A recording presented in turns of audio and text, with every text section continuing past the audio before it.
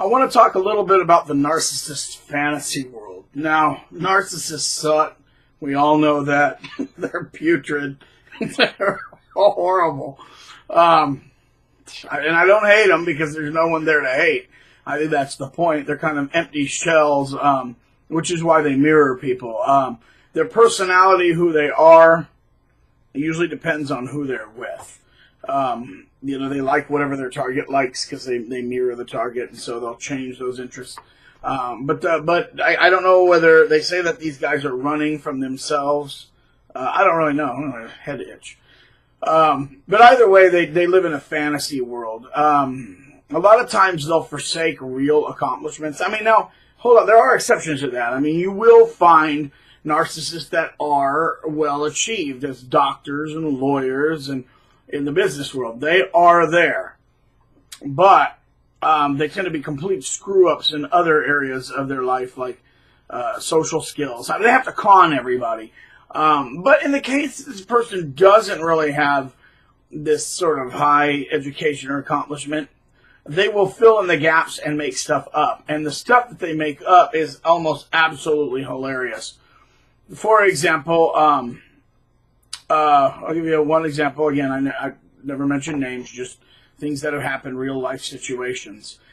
In one case of a narcissistic ex-wife who had worked at the hospital, doing some minor job, not a bad job, but all of a sudden she would come home, not my ex-wife, thank you, Jesus, and tell about great stories and great tales where she was the hero of the hospital, saving everybody's lives, and people were thanking her, and she was just so important to the hospital. She was basically Jesus, healing everybody. She didn't say she was Jesus, but she should have been running the CE. She should have been the CEO. She was a lifesaver. She did all these great things, and come to find out, basically all she did was screw up her job and wreck 2 ambulances.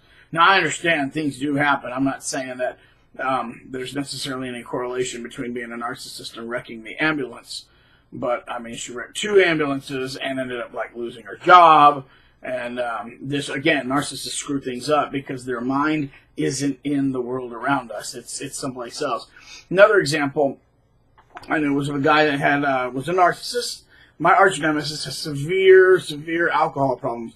Not making fun of him for that, but I think that's one of his ways of escaping reality. The other way that narcissists will escape reality is to make up these huge fantasies. Now remember, these tall tales, and his thing was sea adventures and space adventures. He would tell people about all these great sea adventures he'd been on, all up and down, where he'd been on 90-foot waves. I remember my mom called him out on that. One day we were at a theme park in the Midwest, and he tried to BS my mom. And my mom had worked at I don't understand where my mom worked, but she had been familiar with con artists because of her particular profession. And so when he tried that with her, he's like, I have sailed my boat on 90-foot waves, and I fought sea pirates. My mom just cut him right off and goes, "Oh, that's a bunch of bull. You did not." She laughed about it, but he didn't laugh. His face turned red, and he raging and sweating because she had called him out on the BS lie that he needed not only to present to other people, but to present to himself. He had to be a great sea captain that sailed on 900-foot waves and fought sea pirates. And after going over those 9,000-foot waves, see how it gets bigger and bigger? And then he goes to Point Royale and fights the whole island and, saves the princess and fights a dragon and saves treasure. These adventures, they literally have to make up in their own mind. Now, when the wife, the same fool that had actually broken into my school records, as I said in my other videos, writes to me and says that I am an angry person because I just don't appreciate all the great sea adventures he's been on and all of his great space adventures and great scientific discoveries like Carl Sagan and Isaac Asimov. Well, first of all, Carl Sagan and Isaac Asimov are more like, kind of TV celebrities. I mean, they're intelligent in some regards, but they're way overplayed. I mean, I spent years studying the history and philosophy of science. That's become a hobby of mine over the last 2 years, and they're way overrated. I mean, there's so many people that are so much better in the field of history or philosophy of science. I mean, Science fiction's great, but I do think they also have an agenda. And that's why they've been promoted to their positions of power, because they're promoting this globalist agenda, this thing. Nobody outside of that agenda is ever going to have their position.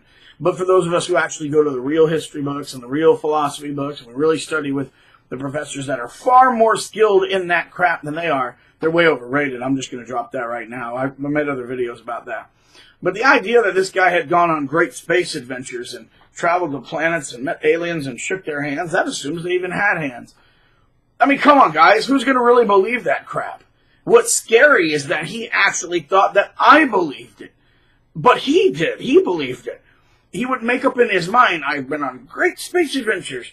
I have gone on ships, and I have been like Captain Kirk and Spock from Star Trek. And, oh, yes, I'm evolving into a god. You don't know. I have brilliant space adventures. And then, I mean, I guess he thought I believed it, which that's nuts. I mean, I played along. I thought he was being goofy. I didn't realize the danger of the mindset, as I said in my other video. But he really did. I mean, I think in his head, his nutty particles, as he liked to say, he actually believed the BS fantastical tales that he was telling. So he'd make up the lie in his own head, and then he would believe the lie that he made to himself. And, you know, kind of wants to hang out with people that will actually either believe that or pretend they do. Now, I don't know whether he ever thought that I actually believed it or I was pretending to believe it and that was good enough. I never said I believed it. I just kind of, oh, okay, whatever. So when he said, I've been on great space adventures, you've already been like Captain Kirk, I just said, oh, okay, cool. Laughed it off. I didn't realize how just crazy this is. But they can get people around them that actually will affirm that. You've been on great space adventures. You flew your ship to Jupiter. You met some aliens. You made friends. They believe it, dude. And then if you shatter that illusion, like, arg. We used to lock people away for claiming to be Napoleon. You know, just amazing. But they really do. So I guess because their lives are maybe dull and boring, or they need excitement, they have to create stories of things they never did. Another example, I'm going to think back to, you know, somebody that I used to work for would come into the workplace and say, I'm the head of the whole Ranchers Association. I'm the most popular guy in South Texas. People want to be like me, and I have all this stuff with these cattle, and I'm very, very important. And then he gave the name of the association, and he claimed to be he was the president of that association. So people should recognize his importance. Just so happened that a friend of mine, who was also a former employer, her husband knew the guy that actually held that position. So while this narcissist is going, I hold the position of the, and I'll just make up a term, the South Texas Cattle Holders Society, and I'm the most important person. My friend actually knew the head of the Texas Cattle Holders Society, and he's like, why is he saying he has my job? And nobody in that society even knew who he was. But I guess for him to be important, he had to make that up in his own head. Another narcissist that I knew made up a story that he stopped a robbery of two young men in a convenience store and got into a knife fight. And that never happened. It never happened. We found out later it was bogus. But, I mean, they do. They make these stories up, and some of them are just crazy. But they're quacky. And look, in retrospect, they're kind of humorous. They're funny. But, I mean, it's kind of sad. I mean, they're being everybody that they're actually not. And so, one of the narcissists I knew, he said that his best friends, it's kind of sad. One day we were visiting Corpus Christi. I made a video the other day. And I spent like $40 on food and gas to see this guy. When I get up there, I'm like, hey, how you doing? He snarls at me, and like, you know, they're narcissists are arrogant. You are an inferior being. I'm a living God, but you're an inferior being. How superior I am. But then he turns around to this grackle on the ground. This little bird. He goes, this bird is my real friend. This bird is my true friend. Trying to insult me. Trying to say, see, you're inferior. You're not good enough for my brilliant mind. You're not a real friend. He was trying to shame me. You're not a real friend to me. This bird is a real friend. Now think about that for a minute. In his attempt to insult me, he tried to shame me and make me feel that big. But you're not a real friend to me. I'm special and unique. What he actually said was, This only friend I have is a bird. That, guys, is sad. That is really sad. So in his attempt to be a super divine, Superman, God, living God on earth, he ends up admitting, I'm a pathetic loser whose only friend is with birds. And he said his other friends were Carl Sagan and Isaac Asimov, and that his best friends were like Captain Kirk and Spock. And it's like, well, man, Carl Sagan and Isaac Asimov are dead. Even if they were, they probably would have never heard of him. So I don't know how they could be friends.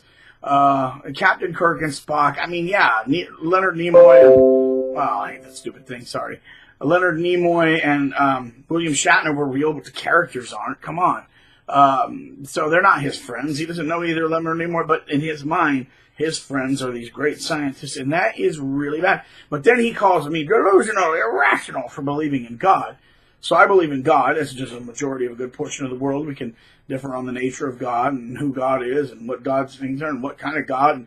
And atheists want to bring their debates. I'll respect that too. I don't look down on them. I just, when you get to the bitey little things, but we can have a good intellectual discourse on that. But there are many, many, many educated, sane people who believe in God. And if he wants to call me irrationally, but he kind of like, the pot calling the kettle black when he runs around saying that his only friends are birds, characters from Star Trek, and science fiction writers, and everybody else is just inferior particles. You see, so I mean that's sad. I can't help that. And the bullies that like hurting other people, they don't have friends, because remember, they don't see people as friends, see them as objects. But it is amazing the power of the mind to be able to create this false world and just live there, where you have all these great accomplishments that only exist. It kind of reminds me of the movie Scrooged with Bill Murray, one of my favorite Christmas movies, where he basically had no childhood at all, none. And so when he's with the ghost of Christmas past, they're in the room. The dad brings him the 5 pounds of veal, and the ghost says, "Face it, Frankie, you never had a childhood." He's like, "I did too. I did one day. I hit a home run on this." And he's like, and it was from a TV show. And he goes, "Well, I ran down a hill with a girl, beautiful girl with pigtails and daisies." He goes, "That was Little House on the Prairie." So basically this guy is living in a whole fictional world, and enter narcissism. That's exactly what they do. It's sad. This is a video where I don't have any angry. I just want to cry. All right. More later.